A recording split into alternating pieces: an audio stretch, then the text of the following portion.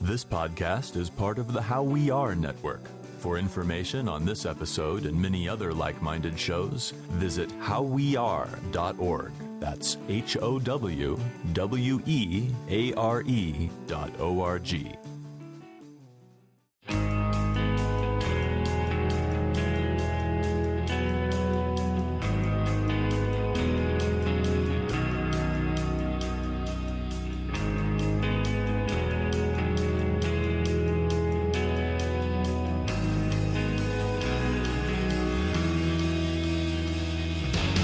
Hello, everyone, and welcome to another episode of 100 Words or Less, the podcast. I'm your host, Ray Harkins. It is a gloomy but beautiful afternoon here in Southern California. The fall is setting in, and even though it's been like fucking 90 degrees here, it is now getting cooler, and that makes me extremely happy. The guest this week, this is a really special show for me because I have always looked up to this guy in regards to his vocal abilities and all the bands he's played in. John Bunch. Currently, he plays in a band called War Generation, and he used to play in bands like Sensefield, Reason to Believe, a lot of these late 80s, early 90s powerhouse bands that blazed trails for a lot of bands that exist today. More on him in a minute. PropertyofZach.com is our media partner, and we love them, so you should visit them. They have all of the latest and greatest in music reviews, show reviews, news about tours, news about releases, whatever you want to find out about independent music, you are going to find it there. So check it out, propertyofzach.com. We love them. And something exciting happened with the podcast. We are now part of a advertising network called The Midroll, MIDROLL. They solicit advertisement for a lot of podcasts, like stuff that I'm like, wow, I can't even believe I'm mentioned in the same realm as a lot of these shows. Because we have partnered with them, there's this thing that I would love for you guys to do, because basically, since podcasting is still such a new medium and no one knows who's listening to it, I need you to take a survey. The survey takes like a minute and a half. It's actually pretty funny. There's funny questions in there, but it's basic stuff like how old you are, what frequency you listen to podcasts about, that sort of stuff. Go to themidroll.com/survey/words. I will put that in some social networks and places to remind you to take this survey. And for those of you that have already taken it, I really appreciate that. But basically, if you do that, it helps out the show tremendously. They're able to figure out like, hey, here's the age range of people that listen to this show, and here's where we can talk about people doing ads and stuff. Because basically, my hope is that if I am starting to see some money from this, I'm obviously not just going to put it in my pocket and say thank you very much. I want to invest in this show. I want to give myself the ability to, drive and fly and take trips to do interviews with people. That's what I would love to happen. Because obviously, I do this because I enjoy it and I have fun with it. But it costs me money. It costs me money to host these files for you. It costs me money to drive around and interview people. It costs me money to buy the recorder to do this stuff. It all adds up. And granted, it's not a ton, but it's enough to be like, yo, this would be great if I got this reimbursed somehow or some way. But anyways, do that survey. I really appreciate it. If you are feeling ever so generous and you've done that survey and you're like, man, I want to help out the show more, go to the iTunes store, drop us some stars as far as a review is concerned. And if you're feeling gracious, you can also type in some sentences about the show, telling people your favorite episodes, that sort of stuff. And then visit the website, 100wordspodcast.com. Occasionally, I like to invite a good friend of mine who is the 100 Words or Less cultural correspondent. He basically finds the best stuff for you to get into, usually not directly related to music, more so in the movies, books, multimedia environment that we all exist in.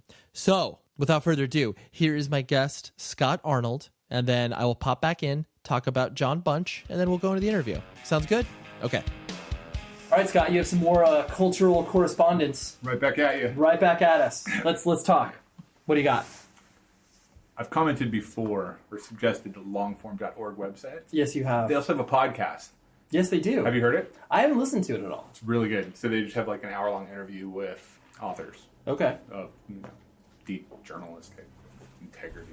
Sure. Craziness. Sure. Right. Really smart people. And there's one in particular. Okay. About, you remember Good Magazine? Of course. It was the magazine. It still exists. I don't know if it still exists. Really? Okay, I subscribed to it. I think it was Al Gore's kid.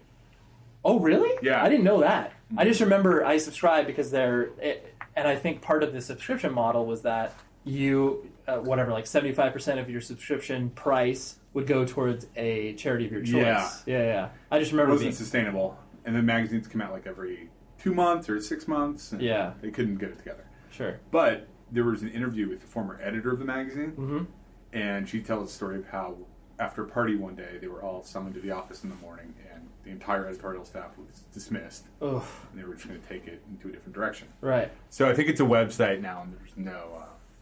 there's no print. Yeah. That's like the... it's just always crazy, like, because just this past week, there's this company called Buzz Media, who they own a lot of websites. They own, like, portions of, like, Absolute Punk, like Property Exact, Punk News, whatever. There's just a lot... But then they also own, like, the Kardashians' websites, like, whatever. They're just, like, sort of a pop culture tastemaker sort of company.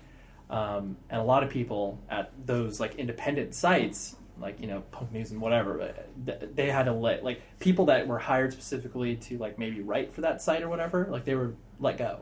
And, like, a lot of people that work at this, like, Buzz Media office in LA were let go. And these are people, it's like, you know, I mean, I know a lot of the people that work at these offices, and just being like, I don't know, you feel, because we're involved in, like, an independent culture, they are owned by a large conglomerate that kind of removes it. But you're just like, when it's like one person away from you removed, or it's just like, oh man, like, a person shows up for work on Monday. Yeah. And then they get that notice, and it's like, holy shit, that's crazy. Sad. Yeah. But so that podcast was enlightening.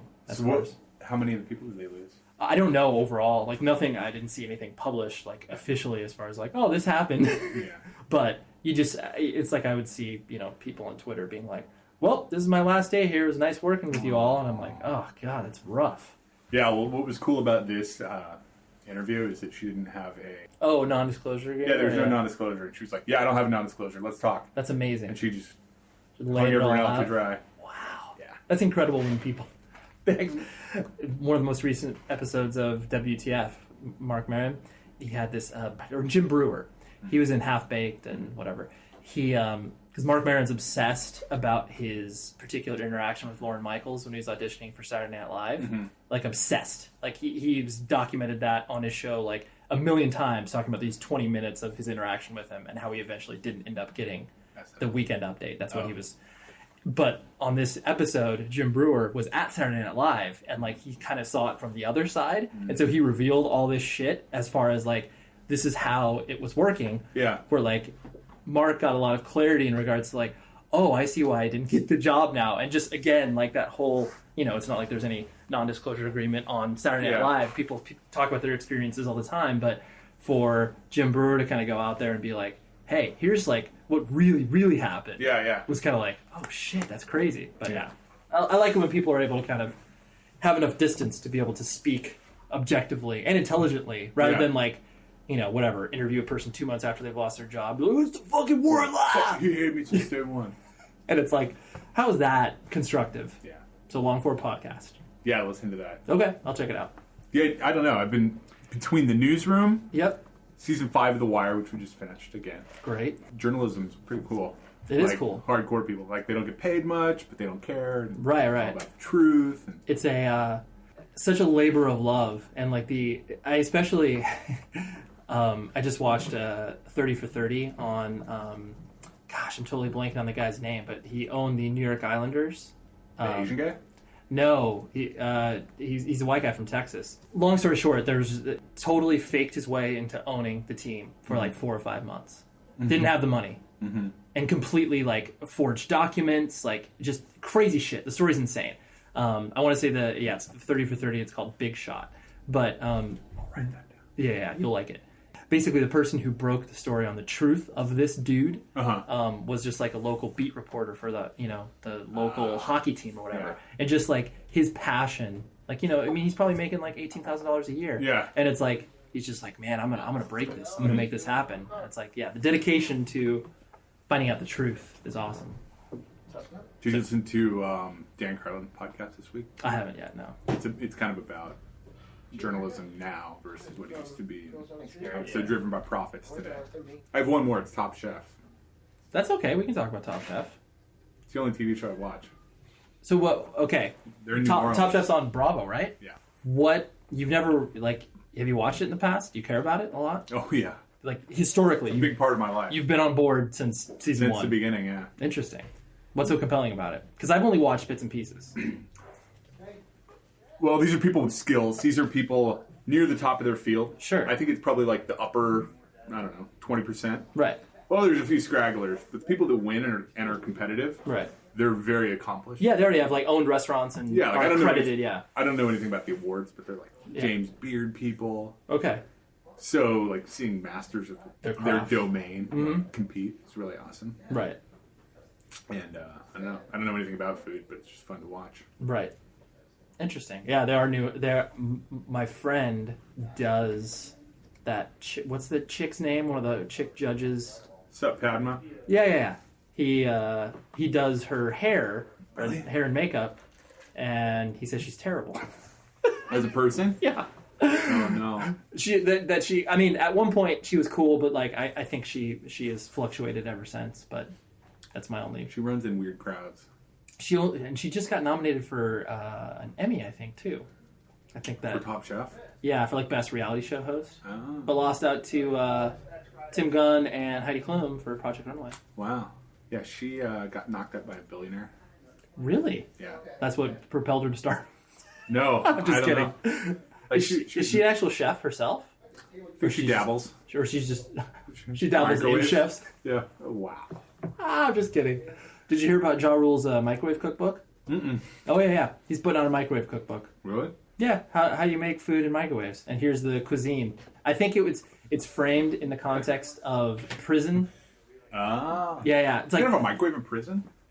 sure, maybe. I don't know. You know, our references to prison are Oz and Orange is the New Black, so In The Wire. I've never been in prison. No.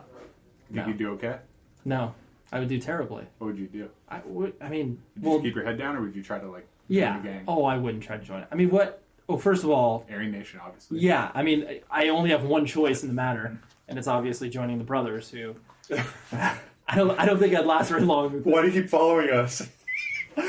Because I'd probably just talk to them about social media. Be like, so how do we get Wi-Fi up in here? Who do I talk to? is there iPads on loan? Because I Yeah. really would just love to sign into my iCloud to download some of my books. I think I got some stuff to read in there. Well, do you think you'd last long in prison? I don't think you would. Why? You're taller, so maybe. Fine. You just keep your head down though, right? Yeah. Free books. Would It'd be you- awesome not to have anyone bother me for a couple of years. That's what I think, where it's like something about the idea of just being like dedicating yourself to fitness and reading as many old books, Yeah. because it's not like they're getting the newest Malcolm Gladwell Yeah. inside of prison. So just be like, okay, I'm just gonna do this for. It's like vacation. Well, I think that's A bunch of other scary people. well, because and I imagine the type of crimes that you and I would maybe commit would be the more white collar crimes, because I don't see us, delving into. Well, maybe you would. Murder. Yeah. So maybe whatever we get thrown into embezzlement or fraud or something like Yeah. that. So we'd probably go to a very nicer prison. Like you maybe. can go to work during the day. Right, like Cape Cod. Yeah. I go to work during the really Yeah. work release prisons. That's crazy. Referencing that 30 for 30, like the dude that owned the team fraudulently. It's just it blows my mind how little of time that people spend in jail for doing this guy committed massive amounts of fraud. Yeah. And he got 4 years. Granted, shortly after he got out, he went right back in because he committed fraud on another business that he owned shortly after it. Like, you spent like $2-3 million on yourself during Yeah. this time, and it's just like, that's all you get, 4 years? I know. And then a person that has 4 ounces of marijuana on their third strike, it's like 30 plus years. Right. Shouldn't have screwed up. How is Bernie Madoff going to be in there until he dies? I think so. But I mean, he's probably just kind of like Yeah, he's probably he's representing all of the financial right. failures. He's bearing the burden of many people. But I'm with you, Bernie. Right. Well, thank you for your recommendation, Scott. I You're welcome. appreciate it. I'll be back. So there's Scott's picks. He definitely lets you know what's up. And honestly, I really do respect his opinion, and I think you will benefit from the things that he recommends. John Bunch, current band that he is in is called War Generation. They just released a record on Rise Records. It's awesome. Like, honestly, if you've ever liked anything that he has put his vocal pipes to, you will enjoy this. The record is great. I personally also loved his past work, especially with Sensefield. Sensefield was a huge band for me, as I will talk about in the interview, so I won't get into that into too much detail. But basically, it opened up the door for me listening to stuff that wasn't quote-unquote heavy. And John was super gracious, had me over at his house. He lives like less than 5 minutes from me, which is funny. When I was setting up the interview, it was like, oh, you live like 5 minutes from my house. So totally opened up his house and just had me over, had a really nice chat one morning, and just a very genuine guy. I left feeling like, hey, this was more than just an interview. This was like, because I'd never met the guy before. And I, like I've mentioned in previous episodes, I always get nervous when I don't have any sort of pre-existing context for a person, where I kind of have to do a lot of quantifying myself, like, hey, I'm not just some random like blog kid that has no clue what they're doing, whatever. It's like, oh, I go to shows, I've worked in the music industry, whatever. I lay all this stuff out for them, and sometimes I feel like, maybe I just don't need to do that. Maybe I just need to exist on my own merit. But sometimes I feel like I'm like, no, there's a reason I'm here, and I need to prove it to you. But John was super gracious. I didn't need to do any of that, and he would have been fine with it. So here's my conversation with John Bunch, and yeah.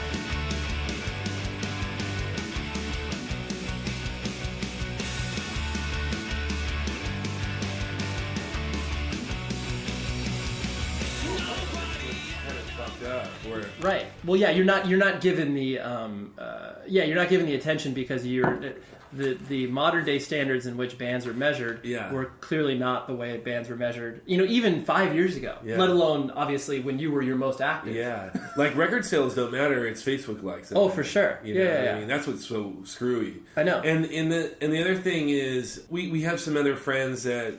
The guy that I'm playing with, Brad, is 10 years younger than me. Right. That's the Maylene dude, right? That's yeah. And when we were working on this, once I turned 40, I started to certainly feel like we need to move forward. Right. I can't sit around and wait for 4 years, 5 years to. Of course. Because I'll be 45 years old. Right. And how many more years do you have left touring and making records? Like, of course. And, his thing was like, let's take our time. And we weren't, I was listening to him, he was listening to me. Mm-hmm.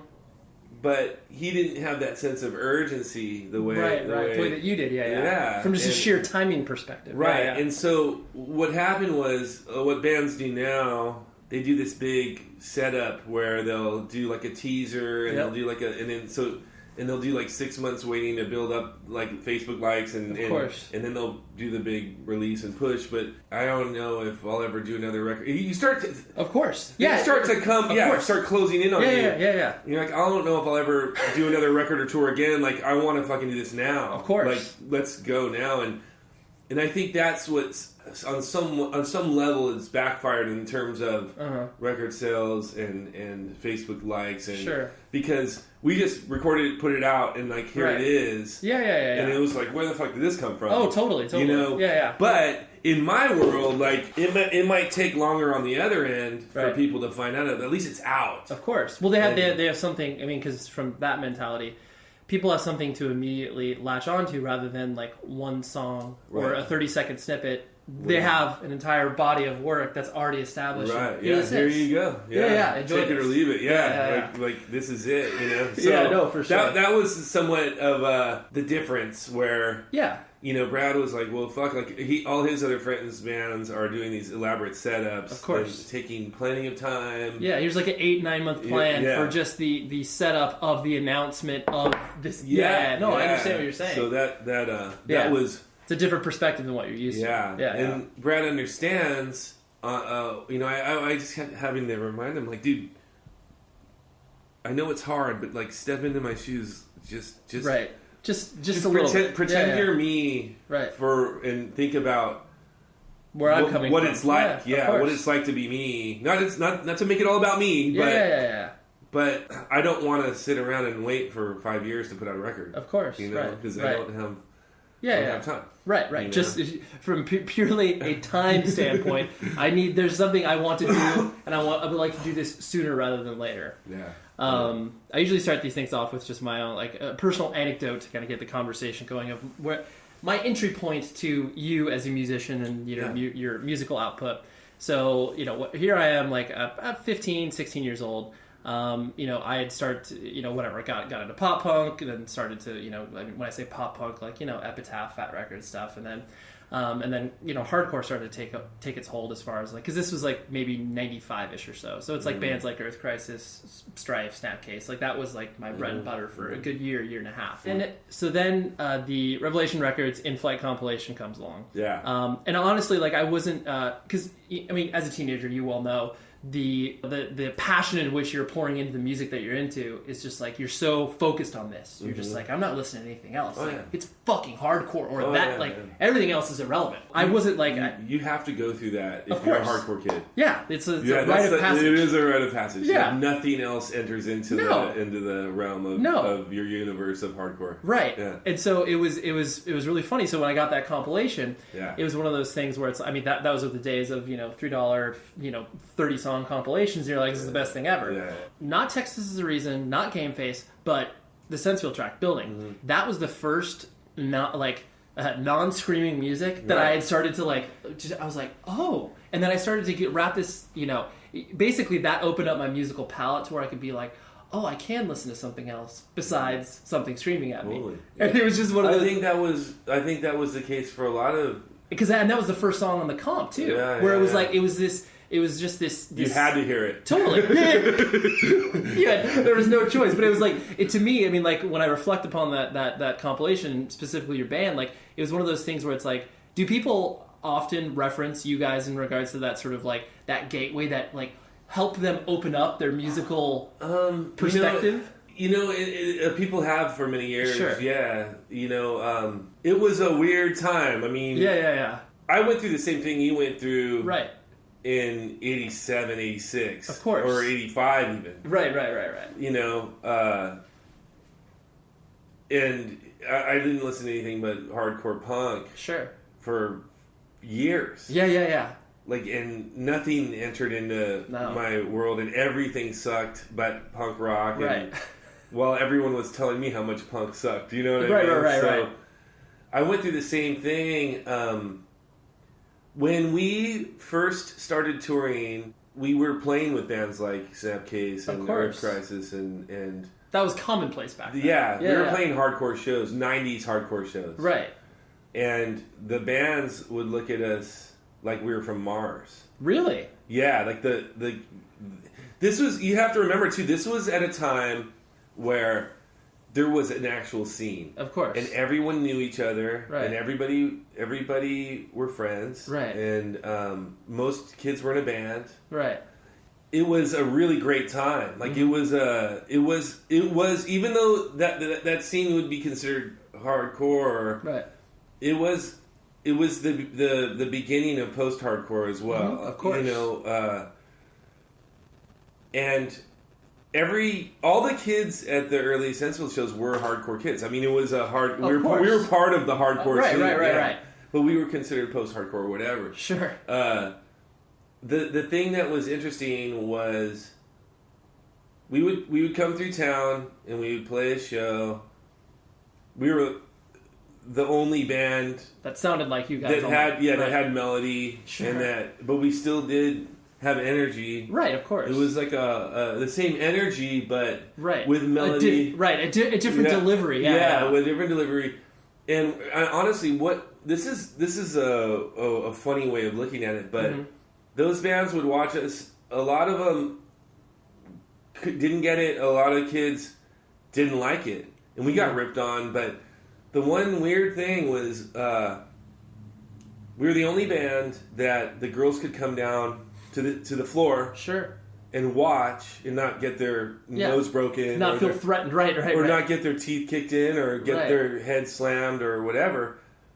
And so we were a safe band for the girls. Sure. Most of the girls were the girlfriends of the guys in the band. Sure. So those guys learned about, like, would almost... Right. They're like, well, I guess I gotta like Sensefield, right?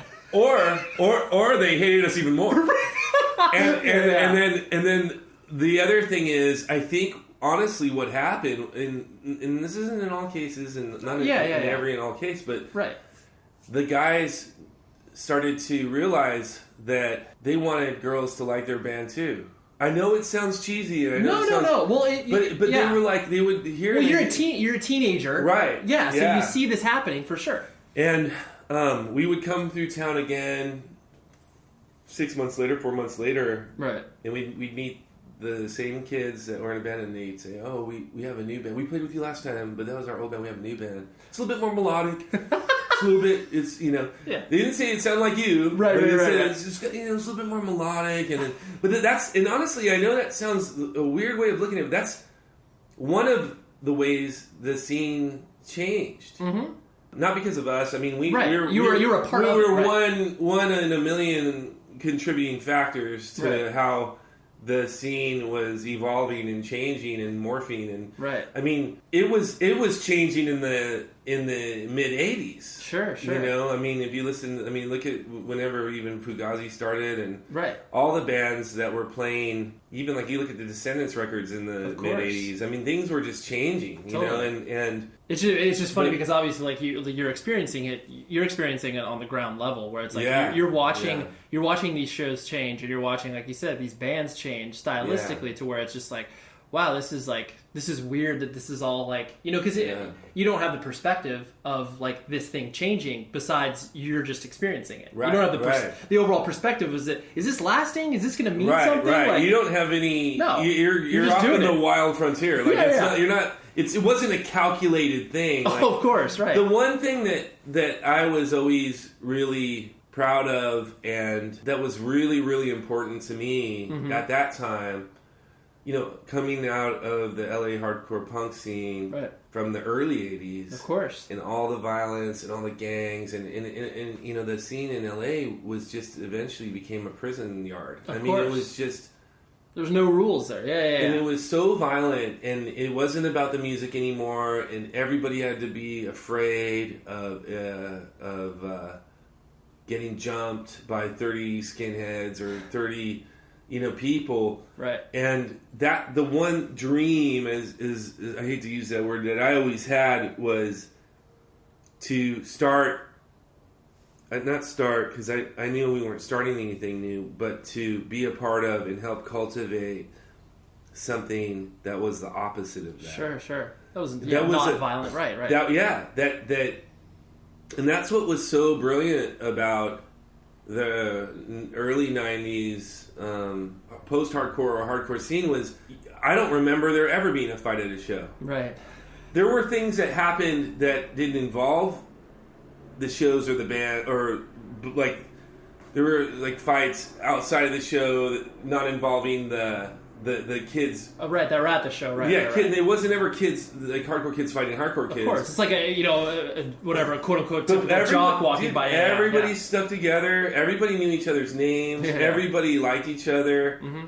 And it was a fucking brilliant time. I mean, the way I look at it, it was a great experience. Yeah. No, and especially like you said, and a lot of people hold that time very close to their heart. Man, right. You know? I always find it interesting because like the common conception. I mean, it's funny to hear you say that. It's like, you know, people, bands, whoever looked at you guys like you were aliens, because it's like the common conception of that time was the fact that, you know, you had bands like, you know, Split Lip Chamberlain or whatever playing, you know, with bands like, you know, In Point and Integrity or whatever, and it's like that was obviously out of a, you know, there was no one else to play with, so like but you never hear that side of where it's like, oh yeah, like people fucking hated us for a minute, like people just didn't understand what we were doing, and it took a much longer time for them to warm up to that idea than if we just, you know, started another hardcore band. And to me, the thing that I was always kind of confused about was, you know,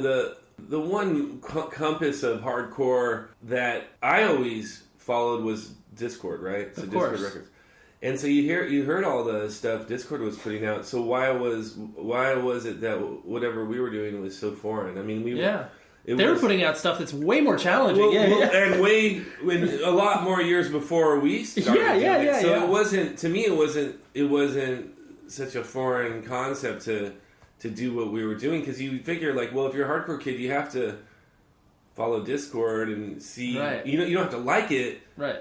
but you at least have to know, like, okay, this is acceptable, right? In the post-hardcore world, you know. Sure. So it wasn't anything. I didn't feel like we were doing anything that extreme. We were just like a post-hardcore, melodic rock band. Right.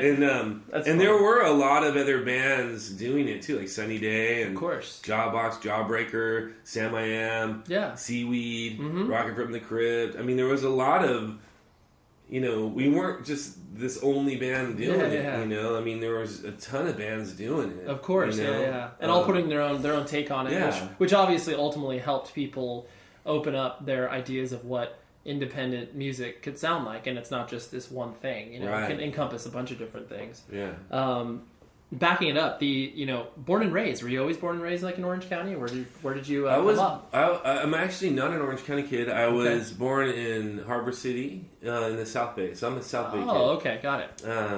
You know, like Redondo, Torrance, Wilmington, San Pedro, Gardena, all those. That's considered the South Bay. South Bay, of course. South Bay of Los Angeles. So we were South Bay hardcore kids. Sure. What was your family structure like? Do you have brothers and sisters and stuff? I have an older sister, and she actually lives down the street from us right here in Orange County. And my dad was an LAPD officer. He was out of the house by the time I was 2, so I grew up with my mom and my sister. Okay. And then I was born in 70, which makes me 43. So I'm not a youngin', but but you don't need to. Got into music, got into punk, and playing in a punk rock band in like 84. 83. We started listening to it. We heard it in 80 when we were kids because you couldn't help it with K-Rock playing. Adolescence, Social Distortion, sex, but you'd hear it on the radio. It was pretty crazy. Yeah. Vandals were on the radio. The Clash, obviously, and Ramones and all that stuff with Rodney on the Rock. That's interesting that you phrase it like you couldn't miss it. Right. But I mean, obviously, a lot of people did. Like, I mean, because even though that's considered, the Clash is like mainstream. Right. But the common concept or the common way that people paint it was that you obviously had to do a lot of work in order to find these things. Right. But so was it like you and your friends or like you and your sister? How did that? Or is it like your mom just listening to the radio and then these things came on? No, we got it. Like K-Rock became a new station in the I think maybe in like 79, 80. Okay. And I remember being in elementary school and we were all talking about this new radio station. Oh, got it. And we're just kids. We're like 6th graders or 5th graders or whatever. And there was this whole, obviously, new wave of music. And it was new and fresh, and it's just something that we all came up on. It became our... Right. Everybody's touchstone where it's like, this is something that we're finding out about. Got it. And then, even when you would hear like the Circle Jerks Wild in the Streets... At 10 years old, we didn't know, like, okay, that's punk. Yeah. Like, you when you become a punk rock kid, you can dress like it overnight, but there's a lot of learning to do.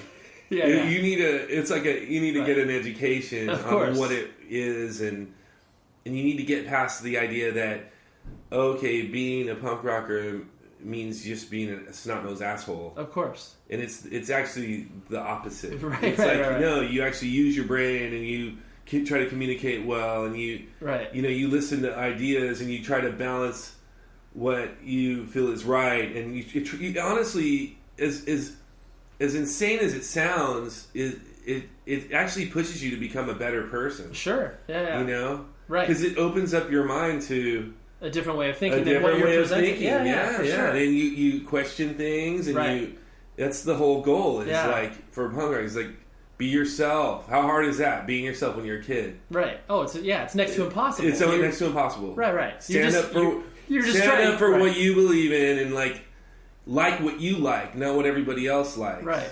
That's like it flies in the face of everything that you're being told to do because it's so difficult to get through those years without having so much outside input. So I remember when I think it was the first record.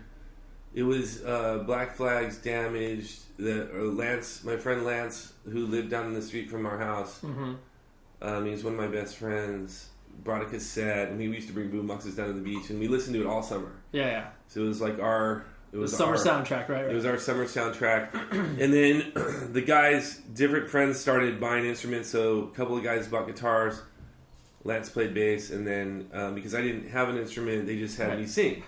And we would. I always love how that's the default, where it's like you're always going to have one dude in the group, because I sang for the bands that I was in, and it is 100% that's exactly what happened to me, where it's like we were all hanging out, everybody else had an instrument, they're just like, oh, here's a microphone, right?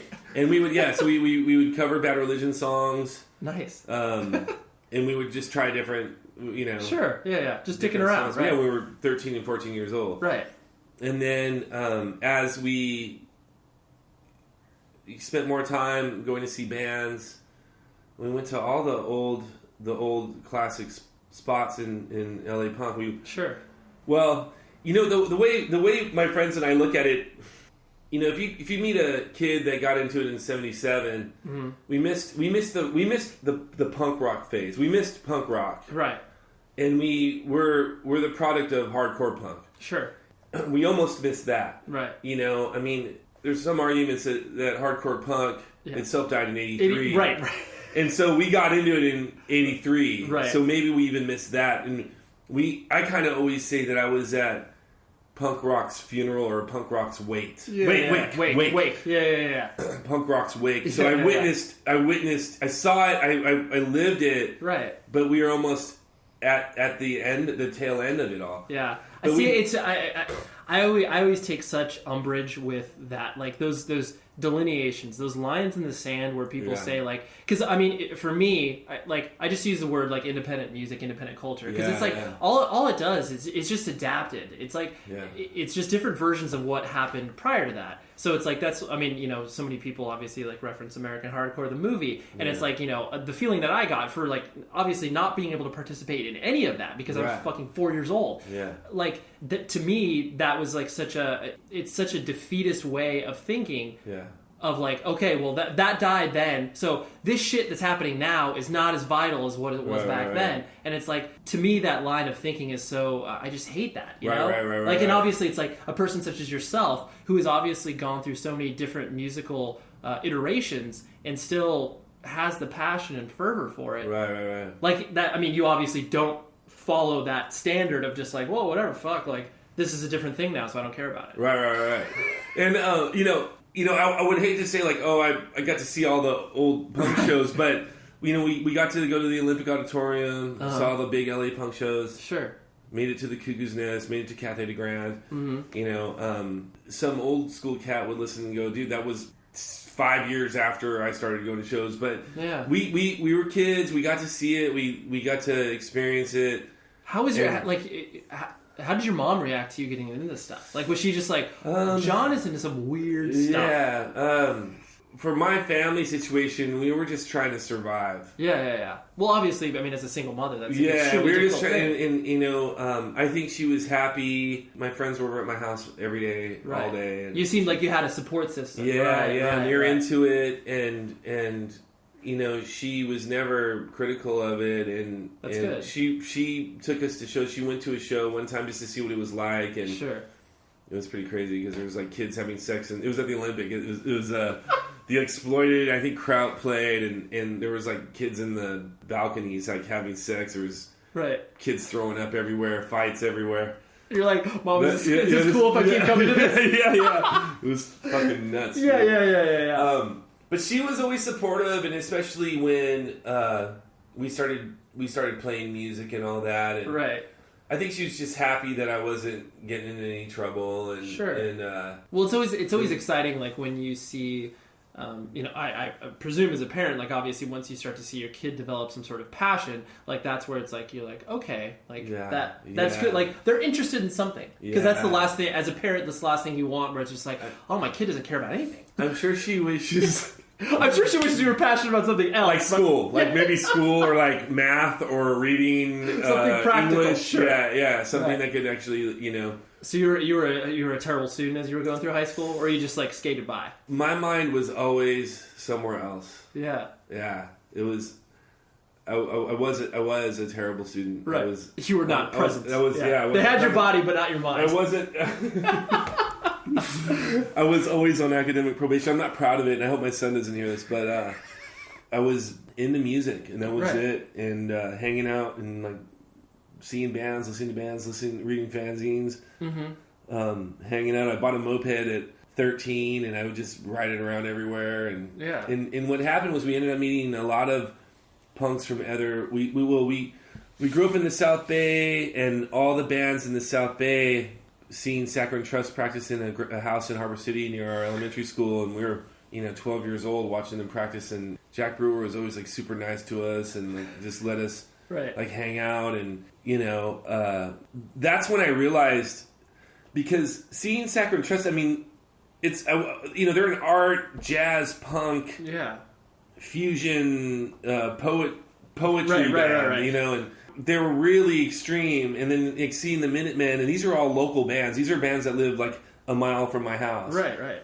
And you realize, and then you hear the Descendants, and they were a weird band. Oh, totally. I mean, You for don't punk rock- don't for sing about punk your rock- feelings. You don't sing about your feelings. Right. For you don't sing punk about rock, like girls. this isn't. It wasn't Minor Threat. No. And it wasn't Necros, and it wasn't Agnostic Front. I mean, It wasn't abrasive, right? right.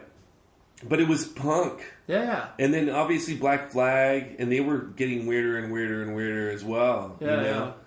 And the Nip Drivers, I don't know if you ever... Yeah. The Nip Drivers we would go and see them, and they'd have these weekend parties where they'd play a party on a Friday night, and then they'd play a party during the day on a Saturday, and then they'd play a party during the day on a Sunday, so we'd call them Nip Driver weekends, and they were fucking out of control. They were like, and this is all like Within like a 10-block radius. yeah, I'm sure. this is our community. Your hood. Yeah. And so that shaped the way we thought about what punk was and is and can be, can't be.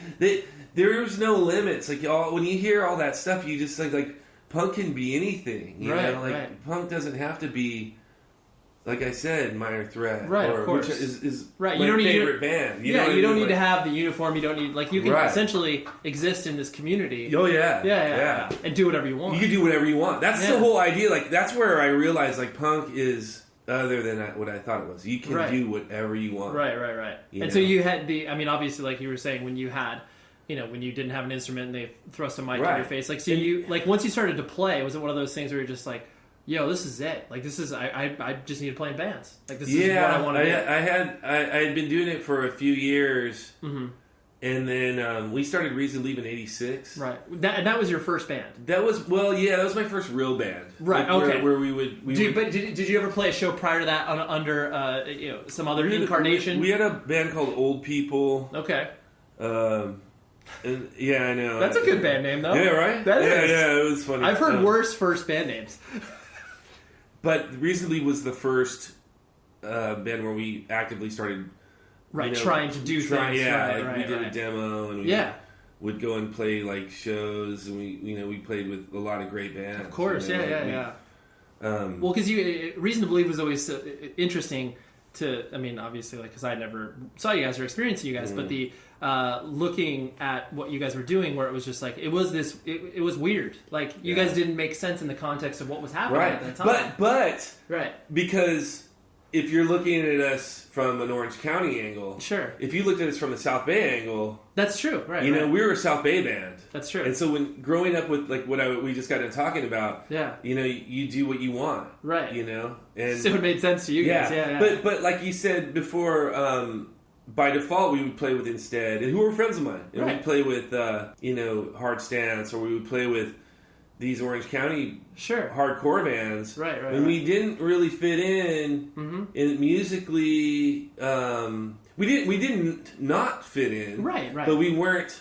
Yeah. There's a little bit of Descendants in Reason to Believe, like talking about girls, or of course, but also talking about the scene, and how fucked up the scene was, and so the Orange County bands, I think, all appreciated us because we were our own thing. Right. We were from this weird place and our own thing, and we had our own angle. Right. Which and like how with Reason to Believe, was it one of that was post like your high school? Like I was in high school. You were in high school. Yeah, I was 16, 17, 18 years old. Okay. Yeah, so it was my high school band. Got it. And then so as you started to transition out of I mean, I presume high school, like, you were just completely, you were, by all definition of the term, just like, a total punk rock kid. Like, did you have those, typical stories of, like, getting picked on, or is that people generally like leave you alone? Like, well, the only time we never it wasn't getting picked on because we had a core group of guys, and some of them were gnarly, you know what I mean? A lot of them were fucked up, right? And so.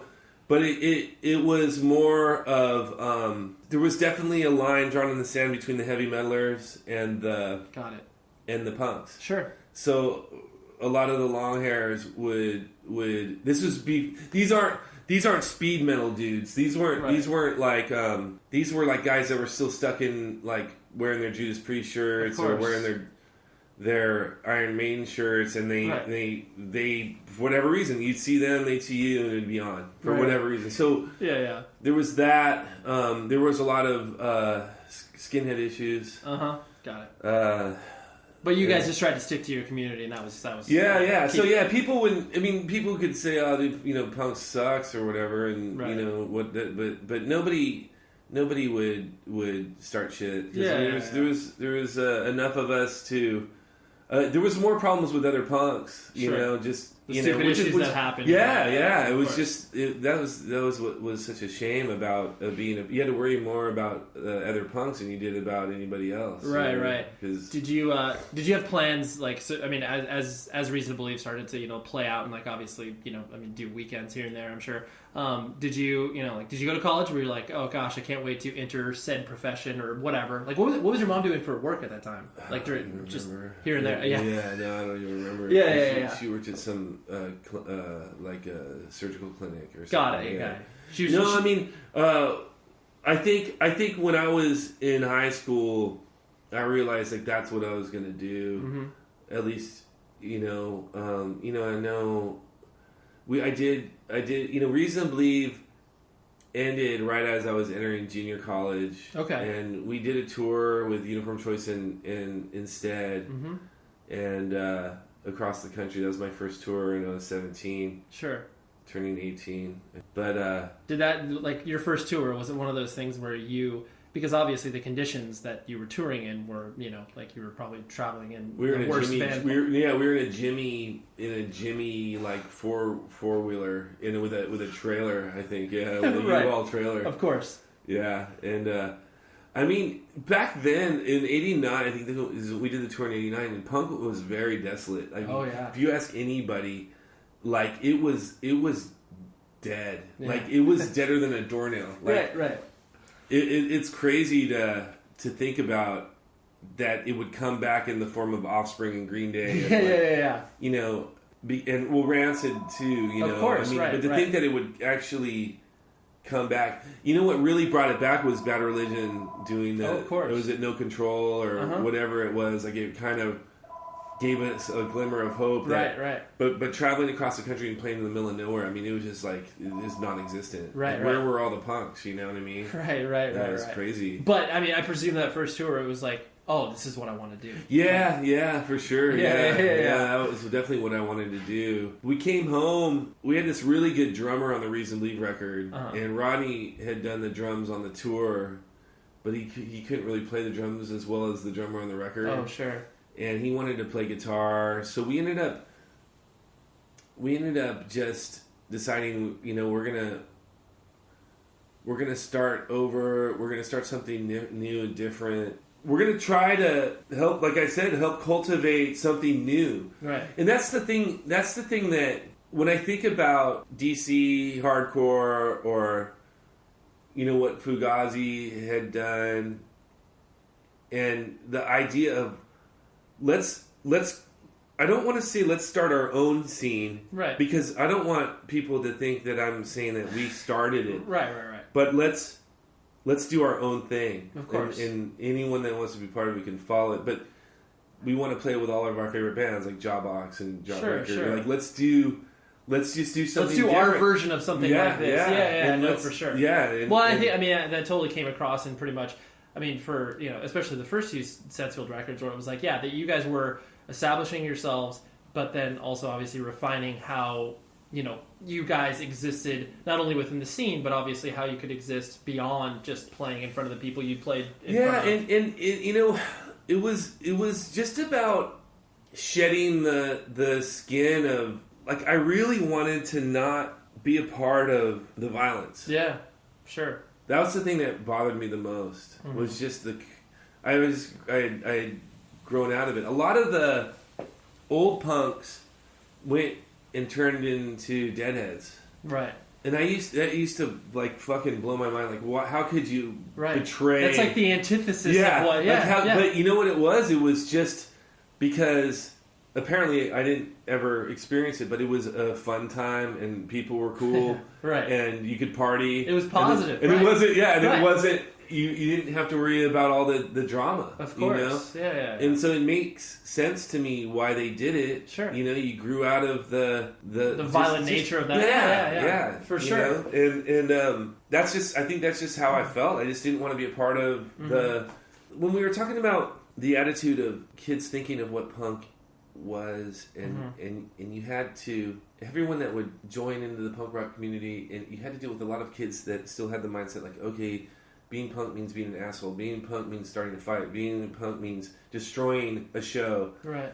Or just being nihilistic in nature. Nihilistic. Yeah. And you had to deal with all these people that hadn't gotten to the thinking of of where you were at. And you had to live with it all the time. Like, okay, here we go. Here goes another fucking moron. Right.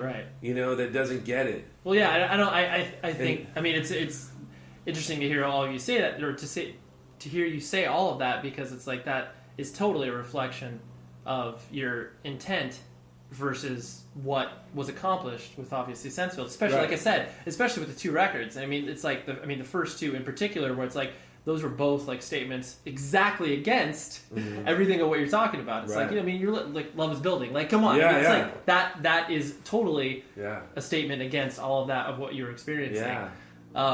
And I find it interesting too with what you guys obviously, once the the late 90s started, 97, 98, when so much attention from the outside started to come into bands like you guys, Texas the Reason, like the sort of the idea of the major label stuff coming a part of the play, and then obviously you guys ended up signing to a major and then having that whole thing. Was it one of those things like once the outside world started to pay attention, was it just really weird? You're like, where are these people coming from? Like, was it? I'm trying to think, because it was so long ago. Right. I think when Walter from Quicksand got signed to a major, it made me realize, like, you know what? I don't want to say like anybody can get signed. Oh, that certainly wasn't of us. Like, well, it's not outside the realm of possibility. Oh, sure, right. There's a precedent that's set, and like we can't. And to be honest with you, and to be honest with you, every one of my friends' bands were getting signed. Right. Oh, like, it was a feeding frenzy for sure. Yeah. So, like, Rocket from the Crypt. I've been friends with John Reese forever. Tim Time Bomb and Matt. Well, did they ever sign? They might not have ever signed. But, okay, but Green Day. Right. Okay, Sam course. I Am got signed. Yeah. Seaweed got signed. Right. Into Another got signed. A lot of almost everybody I knew got signed. Totally. So I didn't think of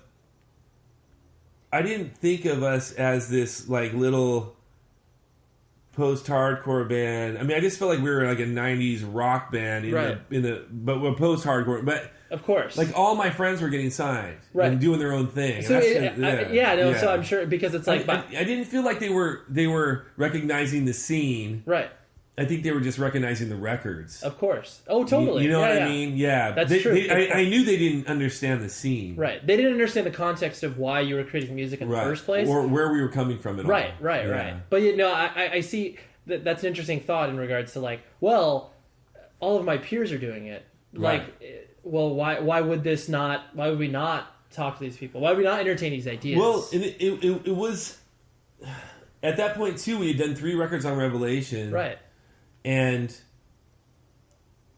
no diss on Rev, but we would back then, pre-internet, pre-cell phone, we would put out a record, go on tour, and people would still say, I didn't know you had a new record out. Of course, yeah. And I didn't know you were playing in town. Right. And I didn't know you were even on tour. I mean, so it got to the point where we felt we had exhausted all avenues. Rev was only so big where their reach had only gone so far, and it couldn't support the level that you guys had grown to. That's just a reality. Yeah, and we'd spent however many years touring, and of course. With everyone saying they didn't know we had records out. And you're like, yo, we're on our third record, but something needs to change here. I remember specifically we were touring on Building, and no one knew we had a new record out. Yeah, no one, which is not a good sign. Yeah, it was pretty brutal. The only reason they knew is because they saw it at your merch table in the back. And that shouldn't be the first line of recognition for that you have a new record out. So I think it was just part of the 90s, part of being a band in the 90s, and it wasn't special being courted by major labels because everybody I knew, it didn't matter what. It was almost the opposite. If you weren't getting looked at, you're like, what the fuck are we doing wrong? Yeah, everybody got signed. It didn't matter who you were. They fucking anything that walked or crawled. Yeah. And you got some sort of pulse, you got some sort of thing going on over there, sure. We'll go ahead and figure it out. Exactly how it was. Yeah. So it was just the way it was. Yeah. You know? The something that's always interested me about, you obviously as a musician as well, is like your voice is very polarizing. People either love it or they hate it. Right. Like, and I mean, I personally, like, I think I obviously enjoy what you do, but I think, has that been the common conception where people are like, oh, I can get on board with whatever Jean's doing because of how unique your voice is, or holy shit, I can't, like, it's like nails in a chalkboard, or, I mean, I'm sure it's a sort of feedback that you don't necessarily get face to face, but, have you found yourself being polarizing from that perspective? I think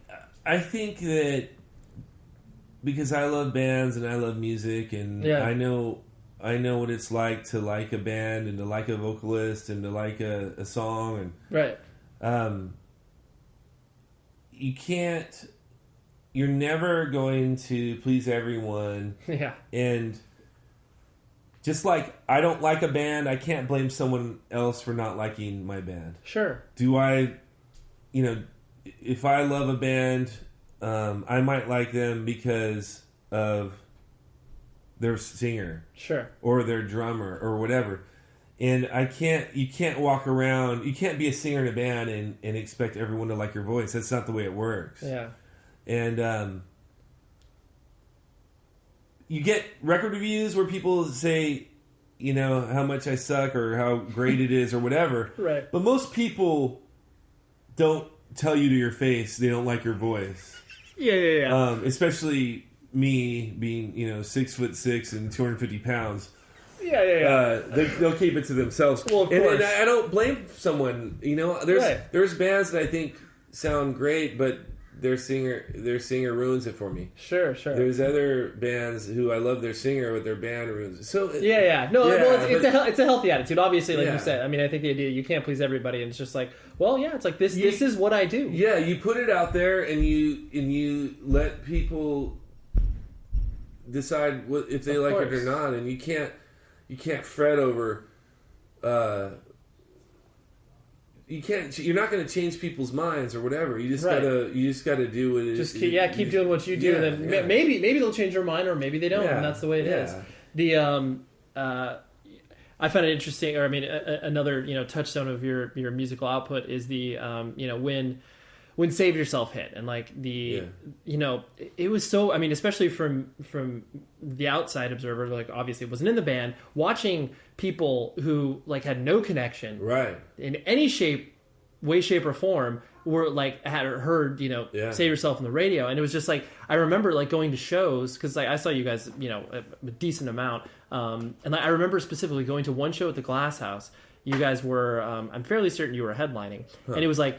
I really felt like a basis of comparison is a band like Jimmy Eat World, where it's just like, I felt the shift, like in watching them from, Static Prevails to Clarity, like you started to feel the shift like at the crowd where you're just like, okay, like, this is not when I saw them, a year or so Yeah, ago. yeah. And I felt that with you guys, like where it's like Ooh. that just hit, and like was it? I mean, I'm sure it was just insanely surreal for you guys. We were just like, what is all this? Yeah, I mean, I think at that point, after being together for almost 10 years, Right. The fact that you like that doesn't happen. no, I know. As you say, like getting your song on the radio is very cool. Right. It's awesome. Yeah, and yeah. It's, and playing the Tonight Show is awesome. Right. You know what I mean? Making the video and having people watch it it's really cool. And I think at that point I just wanted to enjoy it and I didn't feel. I had learned to not get too high during the high moments and not getting too low during the low moments. Because we'd already been dropped by Warner. I mean, there was certainly some, what is it called I felt good about being able to survive it and like live through it. Right. Yeah. And but at the same time, I was wary to get too excited, like emotionally, to let myself. I just wanted to enjoy it, right? And like, well, I think what you're trying to say. I mean, like the idea, because everyone always says, and I felt vindicated to a certain extent. Like after getting dropped by Warner, and yeah, you're like, yo, we don't suck. We're pretty good band. Yeah. And not in an egotistical way, but yeah. Right, and I remember when we got dropped, I thought to myself, because I was so bummed out about it, I decided while we as a band decided we were going to re-record the record because Warner wouldn't give us our record, so we were going to re-record it on our own. Right. And our guitar player Chris Evenson took on that whole monster, Mm-hmm. And so I decided, like, instead of just sitting around the house, I'm going to get a job, and I'm just going to go back to what I would do normally, until we get ready to go. Right. So I got this job at a flower shop off Larchmont in LA right there. Oh, sure. And I remember one of the Warner executives came in to the flower shop. Mm-hmm. And I was working there, and she's like, oh, hey? Yeah, like, what are you doing here? And I was talking to this lady, this local lady, Pinky, who's like this kind of burnout, like kind of crazy lady. Uh-huh. And she had like pink hair, and like I was just sitting there, and she was in the Warner executive was really uncomfortable ordering flowers from this flower shop that I was working at. Right. And at that point, we had already started talking to Network Records, who had Coldplay. Yep. And this Warner executive was telling me, she didn't know it at the time, but we were already talking to Network and getting ready to sign with them. And she was saying how she was trying to leave Warner for Network. And we were already going to sign it. Right. And so I just remember sitting there like laughing because she was weirded out. Right. By running into you. By running into me and like embarrassed for me. Right, yeah. Oh, I'm sorry you're working at a flower shop. And you're like, dude, this is fine. Like, I'm fine. Yeah. I'm just doing my thing. I mean, this weird stuff like that. Yeah. No, I totally understand. Because obviously, like, I was alluding to earlier, the fact that, you've obviously kept up your enthusiasm for music in general. And then obviously with, the War Generation record, without being too hacky of a question, it's just like, what keeps you inspired to obviously keep creating music? A part of it is it's all I know. Uh-huh. And it's all I've ever done. And I just love it so much. I mean, I don't like the business side of it. Sure. And well, you've never, you can totally tell certain people in bands that are the typical sort of like business people. Yeah. And even, not knowing you, but just observing you and obviously the way that you handled yourself, you never seem like the guy that's like, oh dude, I can't wait to sink my teeth into a recording contract. Like right. You're just like, let me just do this. It's all stuff that I could live without. Right. My thing is to write songs and to create, I always want to write the perfect pop punk song, I want to make, and I want to bring the energy that I had when I was young, like the things that drove me to love music so much as a kid, that got me through so many problems and helped me get through life, right? And the energy that it brought, yeah. that's what I want to get on tape. I don't always succeed at it. That's what I want on tape, you know, and I'm constantly on a quest to make this music that can bring some energy, some urgency, or some right, like you can be that music for, you know, a prospective 14, 15, 16-year-old kid. They can use. I would love that, you know, that because I know that's what got me through my dark times, you know, and it's not about, obviously it's not about the money, and it's not about, you know, anybody knowing my name. I don't give a shit about any of that stuff. And if you ask anyone, they'll tell you, like, I'm not. I'm not in it for that. Right. I wanna make. That's what makes me feel alive and makes me feel like anything's possible. Because punk rock, that era of hardcore punk, brought that to my life. And if I can bring even a snippet of that to someone else's through music, then and help anyone get through some just bullshit darkness, you know. That's the legacy I want to leave, you know. Sure. I want to be there. I want the music to be there for people, and for the good and the bad, not just bad, but the highs and the lows, you know.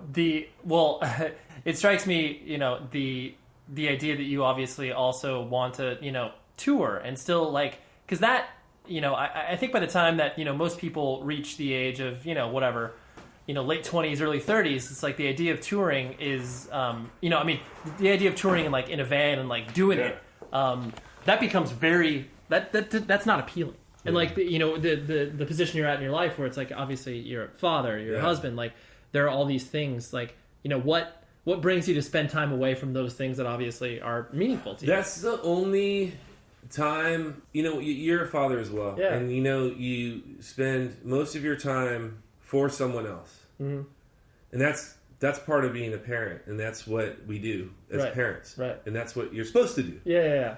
And I love it. But at some point, you need to do something for yourself in order to even be a good parent. That's true. You know? Yeah. You have to have your own life within that life. Yeah. Your own creative world. Right. Or whatever it is. Through work or through friendships or whatever. Right, whatever, whatever you find value. Or else you'll be unhappy. That's true. And then you bring the unhappiness to your family. It's true. And really, the only time I feel comfortable with doing something for myself is when there's loud guitars, there's drums, bass, and there's a microphone, and we're traveling and we're playing. Like, that's where I feel like I'm comfortable. Right. Yeah, it's.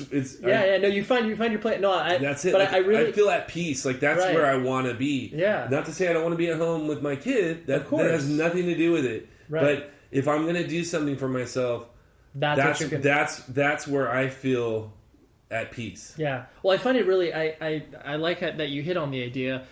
Because I totally think this is generational, and especially, I mean, because like I'm 33, and like you said, you're 43, and there's some years difference between that. Yeah. But the idea that, especially from, you know, I guess a previous generation where it's like the, you know, whatever, the fathers and mothers, it's like nose to the grindstone, like working jobs they hate, and then obviously there's that context of what you're talking about, where it's like they bring that weight home, right? They bring that negativity of just like, man, I'm not doing fucking anything. And like their time for themselves is like, you know, watching a ball game, you know, drinking a beer for 40 minutes. And like, that's like no like release, you know?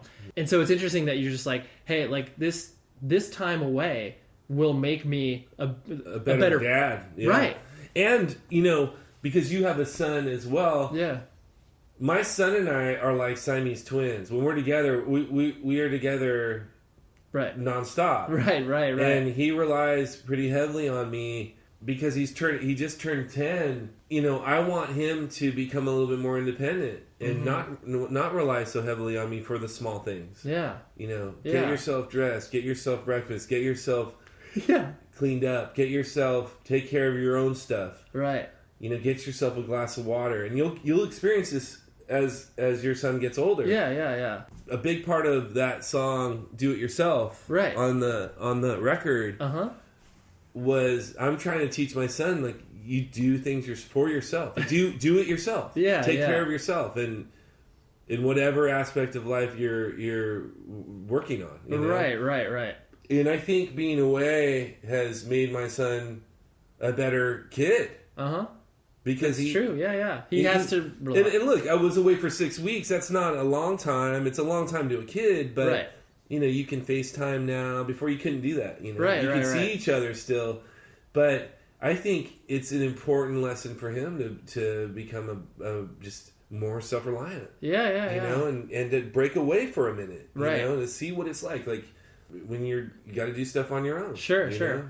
So The last thing I kind of want to hit on was the the idea like you were saying, you know, you've obviously, especially from like the musical perspective, where it's like, you know, you've had highs and you've had lows, and like people obviously always experience lows, especially when they're dedicating their life to a creative art, because that's not easy. Like it's never met with the, oh, like, okay, you're gonna be a lawyer, I understand that. It's like, oh, I'm gonna be creative, and it's like, what the fuck does that mean? Like, I don't know, you know. So what proverbially, like, you know, pulled yourself out of those lows where it was just like, oh, like, you know, whatever, we got dropped by Warner, or like what all these low points that happened within a creative life, you know, what inspired you to pull up, you know, out of that? And I'm sure there's different instances for different times. There's a million of them. Yeah, there are a million of them. Right. Well, I mean, I think having a family helps. Mm-hmm. Having people that like you outside of being a singer of a band. Right. Having really good friends. You know, I have great friends. I don't have Sure. a lot of them, but Right. they're in it to win it to the end. You know. Right. And so having always having a sense of belief of like, you know, I never stop looking for. It's such a huge question. I know it is, because there's a lot of years, of and course. there's a lot of bands, and there's a lot of yeah. You know, having a family.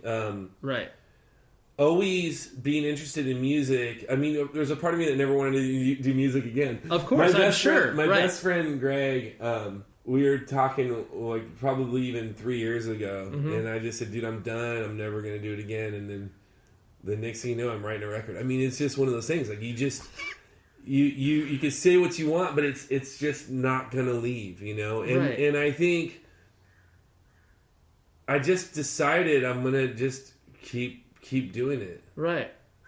I don't know. Something kind of clicked in my brain where it's like hard. It's hardwired in you. Yeah, it's hardwired in me, and as long as I can, I'm gonna keep doing it. And it's harder. It gets harder and harder every year because you gotta. How do you not care about what people think of the thing you care about most? That's true. That's the thing, and you really have to just go forward with blinders on and just say fuck it, like fuck it. Yeah.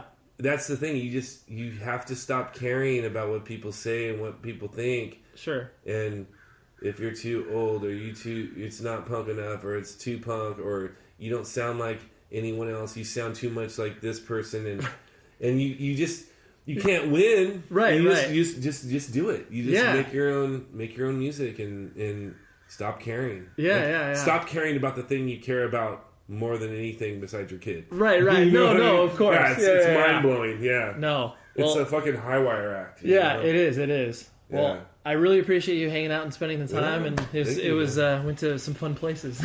Yeah, I know. So that was John.